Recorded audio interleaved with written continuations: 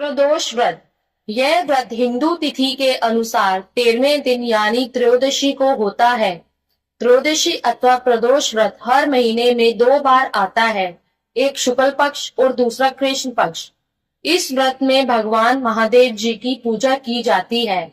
यह प्रदोष व्रत करने से मनुष्य के सभी पाप धुल जाते हैं और उन्हें शिव धाम की प्राप्ति होती है।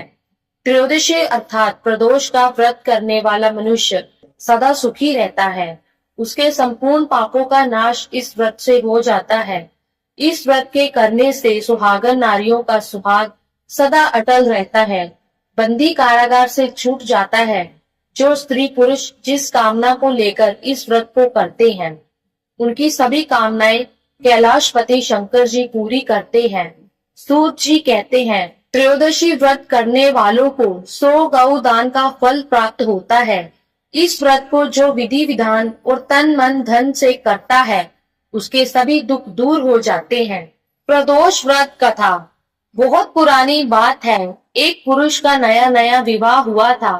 वह गोने के बाद पत्नी को लेने अपने ससुराल पहुंचा और उसने सास से कहा कि वह बुधवार के दिन ही अपनी पत्नी को लेकर जाएगा।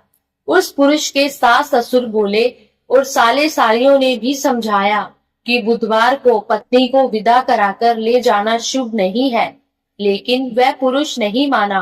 विवश होकर सास ससुर ने अपने जमाई और पुत्री को भारी मन से विदा किया।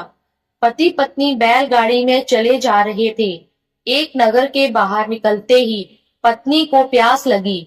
पति लोटा लेकर पत्नी के लिए पानी लेने गया। जब वह पानी लेकर लौटा, तब उसने देखा कि उसकी पत्नी पराये व्यक्ति द्वारा लाए लोटे से पानी पीकर हंस हंस कर बात कर रही थी। वह पराया पुरुष उस ही व्यक्ति की शक्ल सूरत वाला था। ऐसा देखकर वह व्यक्ति पराया व्यक्ति से आग बबूला होकर लड़ाई करने लगा।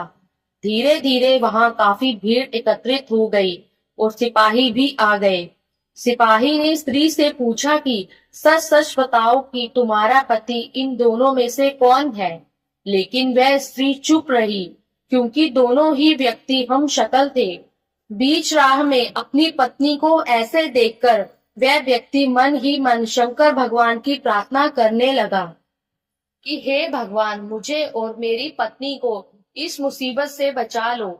मैंने अपनी पत्नी को बुधवार के दिन विदा कराकर जो अपराध किया है, उसके लिए मुझे क्षमा कर दो। भविष्य में मैं ऐसी गलती कभी नहीं करूंगा। भगवान शिव उसकी प्रार्थना से प्रभावित हो गए और दूसरा व्यक्ति उसी समय कहीं अंतर ध्यान हो गया। इसके बाद वह अपनी पत्नी के साथ वह सही सलामत अपने नगर पहुंच गया। इसके बाद से दोनों पति पत्नी नियम पूर्वक बुधवार के दिन प्रदोष व्रत को करने लगे। तो ये थी बुधवार प्रदोष व्रत की कथा। अभी जानते हैं इसकी पूजा और विधि। इस दिन सुबह स्नान आदि से निर्वृत्त हो जाएं। स्नान करने के बाद साफ और स्वच्छ वस्त्र धारण करें। मंदिर में भगवान शिव के सामने दीप प्रज्वलित करें तथा भोलेनाथ के मंत्रों का जाप कर जलाभिषेक करें और साथ ही माता पार्वती और विघ्नहर्ता भगवान गणेश की भी पूजा अर्चना करें। फिर प्रदोष काल से पहले स्नान कर श्वेत वस्त्र धारण करें। ये वस्त्र आपके एकदम स्वच्छ होने चाहिए। इस समय आप मंदिर या घर कहीं पूजा कर सकते हैं। यदि आप घर में भगवान शिव की पूजा कर रहे हैं, तो एक चौकी पर स्वच्छ वस्त्र बिछाएं और उस पर भगवान शिव, माता पार्वती और विघ्नहर्ता भगवान गणेश जी की मूर्ति स्थापित करें। ध्यान रहे, पूजा के समय चौकी पर शिवलिंग जरूर स्थापित करें। धन्यवाद।